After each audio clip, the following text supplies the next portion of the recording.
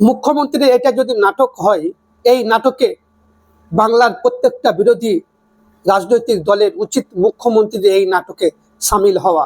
দর্শক, এই ভিডিওটা শুরু করার আগে একটা হাত জোর করে অনুরোধ করব, ভিডিওটা শেষ পর্যন্ত দেখেই আপনারা মতামত দিবেন, কারণ অর্ধ সত্য মিথ্যার থেকেও ভয়ঙ্কর। দর্শক, আজ বাংলা ঐতিহাসিক সাক্ষী হতে যাচ্ছে।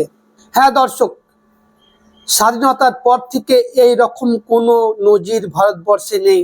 সেই নজির স্থাপন করতে যাচ্ছেন মমতা ব্যানার্জি। হ্যাঁ দর্শক, একজন রাজ্যের মুখ্যমন্ত্রী সাংবিধানিক পদে আছেন, তিনি আজ সাধারণ মানুষের জন্য সুপ্রিম কোর্টে নিজে উকিল হয়ে সওয়াল জবাব করবেন এসআইআর নিয়ে। যেভাবে বাংলার মানুষকে হয়রানি করছে এসআইআর এর নামে, লজিক্যাল ডিসক্রিপেন্সির নামে, তা মুখ্যমন্ত্রী মেনে নিচ্ছেন না। সেই জন্য উনি নিজে সুপ্রিম কোর্টে উকিল হয়ে এই জ্ঞানহীন জ্ঞানেশ কুমারের বিরুদ্ধে উনি সুপ্রিম কোর্টে উকিল হয়ে দাঁড়িয়েছেন বাংলার স্বার্থে, বাংলার জনগণের স্বার্থে। কিন্তু এখানে অনেক বিরোধী দল প্রশ্ন তুলছেন, উনি নাটক করছেন। নাটকটাও তুমি করো। দেখুন, আপনার সঙ্গে মুখ্যমন্ত্রীর মতপার্থক্য থাকতে পারে, আমার সঙ্গে মুখ্যমন্ত্রীর মতপার্থক্য থাকতে পারে, কিন্তু যে কাজটা ভালো তাকে ভালো বলতে হবে। বিরোধী করছি মানে শুধুই বিরোধিতা করব, এটার কোনো মানে হয় না। হ্যাঁ, উনি নাটক করছেন, নাটক করতেই পারেন, কিন্তু এই নাটকটাও তো কাজে দিবে। বাংলার মানুষের জন্যই তো নাটক করছেন, বাংলার মানুষের জন্যই তো উনি উকিল হচ্ছেন, বাংলার মানুষের জন্যই তো উনি সুপ্রিম কোর্টে গেছেন। আর এইটা যদি নাটক হয়, আমি বলবো এরকম নাটক বারবার করা উচিত, আপনাদেরও করা উচিত। সুপ্রিম কোর্টে এই এসআইআর এর বিরুদ্ধে, জ্ঞানেশ কুমারের বিরুদ্ধে গেছেন মুখ্যমন্ত্রী। যদি নাটক করেও যাই, তবে এইরকম নাটক করা অবশ্যই দরকার বাংলার স্বার্থে, বাংলার জনগণের স্বার্থে। কোনো কারণ নেই, কারোর দুটো তিনটে সন্তান, তাকে বলা হচ্ছে তোমার বাবাকে 6 জন মিলে দাবি করেছে। কারোর আগে পেছো টাইটেল, তাকে ডাকা হচ্ছে, নামের স্পেলিং ভুল, তাকে ডাকা হচ্ছে, বিভিন্ন কারণে হ্যারাসমেন্ট করা হচ্ছে। হাসপাতালের বেডে শুয়ে আছে, প্রসব যন্ত্রণায় ছটফট করছে, অন্তঃসত্ত্বা, তাদেরকে ডাকা হচ্ছে। 104 বছরের বৃদ্ধকে ডাকা হচ্ছে। কেন, কিসের জন্য? বাংলার মানুষকে এত হয়রানি করবে জ্ঞানেশ কুমার? একে কে এত সাহস দিয়েছে? এর আস্পর্ধা হয় কি করে?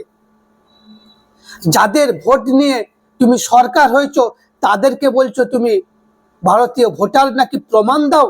তাহলে আগে তুমি তোমার সরকারটা ছাড়ো, সরকারটা ফেলো, তারপর এসআইআর করো, এসআইআর করে ভোটে নির্বাচনে লড়ো, তারপরে ফুটুলি মারবে।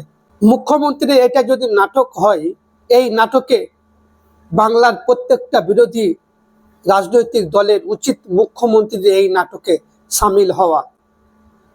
দর্শক, উনি বাংলার জন্য গেছেন, বাংলার জনগণের জন্য গেছেন, রাজনীতিটা পরে করবেন। দেখুন, বাংলা ভবন ঘিরে রেখেছিল দিল্লি পুলিশ, মুখ্যমন্ত্রী গিয়েছিলেন, যাওয়াটা প্রয়োজন, কিন্তু সাথে সাথে সমস্ত রাজনৈতিক দলের নেতাদেরও মুখ্যমন্ত্রীর পাশে দাঁড়ানোটা উচিত ছিল, এটা আমি মনে করি। রাজনৈতিক বিরোধিতা থাকতে পারে, হাজারো মতবিরোধ থাকতে পারে, কিন্তু যেটা বাংলার স্বার্থে হবে, বাংলার জন্য হবে, বাংলার জনগণের জন্য হবে, তাহলে কেন আমি সাপোর্ট করব না? যেভাবে লজিক্যাল ডিসক্রিপেন্সির নামে সাধারণ মানুষকে হয়রানি করছে নির্বাচন কমিশন, তার জন্য সুপ্রিম কোর্টে গেছেন মুখ্যমন্ত্রী, তাদের জন্য গেছেন, বাংলার জন্য গেছেন। সাথে যাদেরকে মৃত বলে ঘোষণা করেছেন এই এসআইআর এ, এই জ্ঞানহীন জ্ঞানেশ কুমার, তাদেরকেও সঙ্গে নিয়ে গেছেন প্রমাণ স্বরূপ, যে দেখো এসআইআর এ এদেরকে মৃত বলা হচ্ছে, এরা আসলে জীবিত। সেই ভূত দিকে নিয়ে গেছে। শুভেন্দু অধিকারী তো এখানে বাংলার মানুষ যাতে কষ্ট পায়, বাংলার মানুষ যাতে হয়রানি হয়, সেটা তো শুভেন্দু অধিকারীরা চাইছে। এরা আবার বড় বড় মুখে কথা বলে। মুখ্যমন্ত্রী বাংলার মানুষের জন্য গেছেন, বাংলার জনগণের জন্য গেছেন। মুখ্যমন্ত্রীর সঙ্গে আমার লাখো মতবিরোধ আছে, লাখো প্রশ্ন আছে, কিন্তু সব প্রশ্নকে সাইড করে বাংলার জন্য উনি সুপ্রিম কোর্টে গেছেন। এই এসআইআর এর নামে যেভাবে বাংলার জনগণকে হয়রানি করা হচ্ছে, তার বিরুদ্ধে উনি আজ সাংবিধানিক সর্বোচ্চ পদে থেকেও উনি আজ সুপ্রিম কোর্টে সওয়াল জবাব করবেন শুধুমাত্র বাংলার জন্য। এখানে রাজনীতি হইতে যাবেন না, এখানে মানবতার ঊর্ধ্বে উঠুন। রাজনীতি করার সময় আছে, মুখ্যমন্ত্রীর পাশে দাঁড়ানো উচিত ছিল এই নাটকে প্রত্যেকটা বাংলার বিরোধী দলে, আমি মনে করি। দর্শক, আর একটা কথা বলবো, দেখুন উনি যেভাবে বাংলার জন্য দিল্লিতে গিয়ে লড়াই করছেন, এটা প্রশংসনীয়, এটা ইতিহাসে সাক্ষী হয়ে থাকবে, এটাও কিন্তু ইতিহাসে লেখা থাকবে। আজকে যারা বিরোধিতা করছেন, বিরোধিতা করার নামে শুধুই বিরোধিতা করছেন, তাদেরকে বলবো সবসময় বিরোধিতা করতে যাবেন না। আপনি বিরোধী বলে সবসময় বিরোধিতা করবেন, এটা কোনো মানে হয় না। সব সময় বিরোধিতা, এটা গণতন্ত্রের জন্য ক্ষতিকারক। আমি মনে করি মুখ্যমন্ত্রীর এই নাটকে বাংলার সমস্ত বিরোধী দলের উচিত এই নাটকে সামিল হওয়া।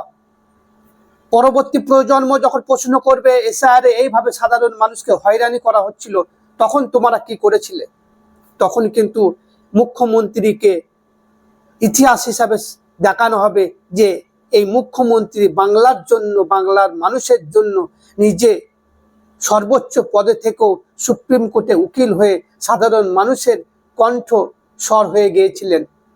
এটা কিন্তু লেখা থাকবে। এটা নাটক হতে পারে, আপনারা মনে করতে পারেন, কিন্তু এই নাটকে আপনাদেরকে সামিল হতে হবে। এটা বাংলার বিষয়, বাংলার অস্তিত্বের বিষয়।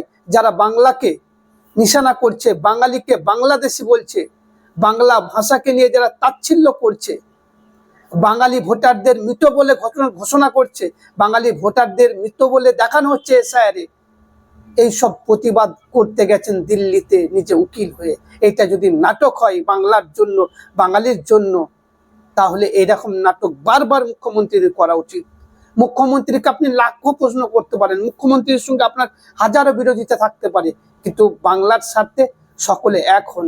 বাংলার অস্তিত্বের বিষয় এটা। বাংলাকে যেভাবে বিজেপি হিন্দিভাষী একটা দল বাংলাকে নিশানা করেছে, তার বিরুদ্ধে সকলের মুখ্যমন্ত্রীর পাশে থাকা উচিত। বিরোধিতা আছে বলে সব সময় সরকারের বিরোধিতা করব, এটা কিন্তু গণতন্ত্রের জন্য সুস্বাস্থ্যকর নয়।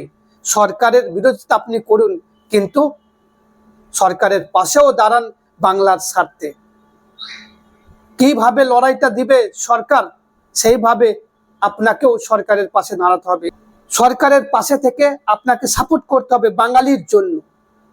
কিভাবে সরকার কাজ করবে আপনাকে বুদ্ধি দিতে হবে। সবসময় বিরোধিতা করে কিন্তু সুফল পাওয়া যাবে না। মমতা ব্যানার্জি ইতিহাসের সাক্ষী হয়ে থাকবে, যেভাবে এই এসআইআর এর বিরুদ্ধে জ্ঞানহীন জ্ঞানেশ কুমারের বিরুদ্ধে উনি সুপ্রিম কোর্টে আজ উকিল হয়ে লড়বেন।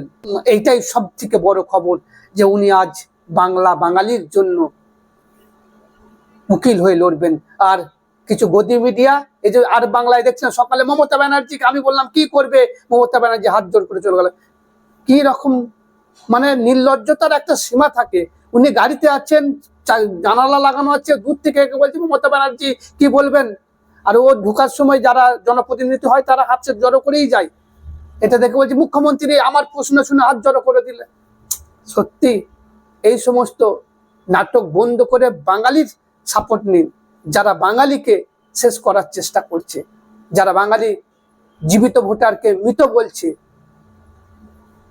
সামান্য নামের ভুলের কারণে, স্পেলিং মিস্টেকের কারণে যাদেরকে হয়রানি করা হচ্ছে, তাদের পাশে দাঁড়ান এই বিজেপির গুলামিটা ছেড়ে। আর প্রত্যেকটা রাজনৈতিক দলকে বলবো এই সময় মুখ্যমন্ত্রীর পাশে থাকা উচিত। এই নাটকে আপনারাও অংশগ্রহণ করুন। বাংলা ভবন ঘেরাও করছে বাঙালিদের, সেখানে প্রত্যেকটা দলের উচিত ছিল মুখ্যমন্ত্রীর পাশে দাঁড়ানো। দর্শক, এটা আমার একান্ত ব্যক্তিগত মতামত। আপনাদের মতামত অতি অবশ্যই কমেন্টে জানাবেন। ফেসবুকে দেখলে ফলো করুন, ইউটিউবে দেখলে সাবস্ক্রাইব করে পাশে থাকুন।